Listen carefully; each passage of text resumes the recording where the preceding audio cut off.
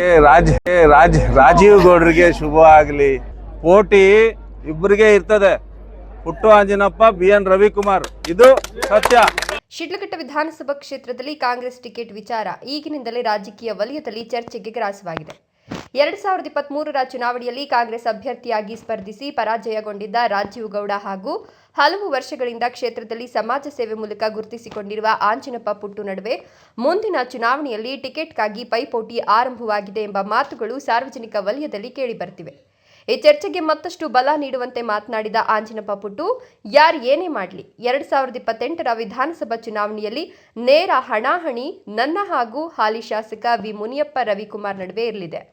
ಪೋಟಿ ಇಬ್ಬರಿಗೆ ಇರ್ತದೆ, ಪುಟ್ಟು ಆಂಜಿನಪ್ಪ, BN ರವಿಕುಮಾರ್, ಇದು ಸತ್ಯ.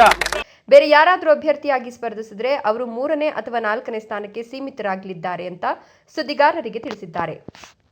ಇನ್ನೊಂದೆಡೆ ಕಳೆದ ವಿಧಾನಸಭಾ ಚುನಾವಣೆಯಲ್ಲಿ ಕೊನೆಯ ಕ್ಷಣದಲ್ಲಿ ಕಾಂಗ್ರೆಸ್ ಟಿಕೆಟ್ ಪಡೆದು ಸ್ಪರ್ಧಿಸಿದ್ದ ರಾಜೀವ್ ಗೌಡ ಕ್ಷೇತ್ರದಲ್ಲಿ ಪಕ್ಷದ ಚಟುವಟಿಕೆಗಳಲ್ಲಿ ಸಕ್ರಿಯವಾಗಿ ತೊಡಗಿಸಿಕೊಂಡಿದ್ದು, ಮುಂದಿನ ಚುನಾವಣೆಯಲ್ಲೂ ತಾವೇ ಅಭ್ಯರ್ಥಿ ಎಂಬ ಸಂದೇಶವನ್ನ ಪಕ್ಷದ ಕಾರ್ಯಕರ್ತರಿಗೆ ಹಾಗೂ ಸಾರ್ವಜನಿಕರಿಗೆ ನೀಡಿರುವಂತೆ ಕಾಣುತ್ತಿದೆ.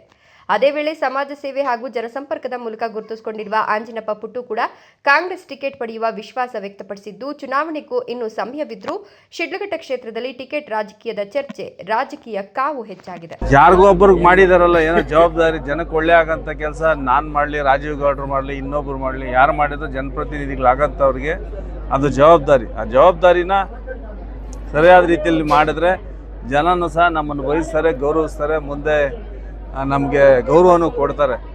ಅದು ಬಿಟ್ಟು ಏನೋ ನನಗೆ ಮಂತ್ರಿ ಪದವಿ ಕೊಟ್ಟಿದ್ದಾರೆ, ನಾನೇ ಹೆಚ್ಚು ನಾನೇ ಕಮ್ಮಿ, ಎಲ್ಲ ನಾನೇ ಅಂದರೆ ನಾನು ಅನ್ನೋನು ಎಲ್ಲೂ ಸಲ್ಲಲ್ಲ. ನಾನು ಅನ್ನೋದು ಮನುಷ್ಯನಿಂದ ಹೋದರೆ ಎಲ್ಲ ಕಡೆನೂ ಸಲ್ತಾನೆ.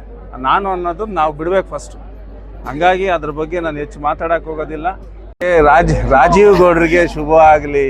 ಇನ್ನೂ ಪ್ರಯತ್ನ ಮಾಡ್ತಾ ಇರೋಂಥವ್ರು, ಈ ತಾಲೂಕು ಕಟ್ತೀನಿ ಅಂತವ್ರು ಎಲ್ರಿಗೂ ಸಹ ಶುಭ ಆಗಲಿ.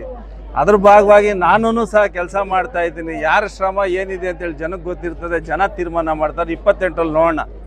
ಪೋಟಿ ಇಬ್ಬರಿಗೆ ಇರ್ತದೆ, ಪುಟ್ಟು ಆಂಜಿನಪ್ಪ, BN ರವಿಕುಮಾರ್, ಇದು ಸತ್ಯ. ಅದು ಬಿಟ್ಟು ನಾನೇ ಅಂತ ಬಡಾಯಿ ಕುಚ್ಕೊಂಡು ಬೊಂಬೆ ಆಟ ಆಡೋದಾದ್ರೆ ಪ್ರಯೋಜನ ಏನು ಬರ್ತದೆ?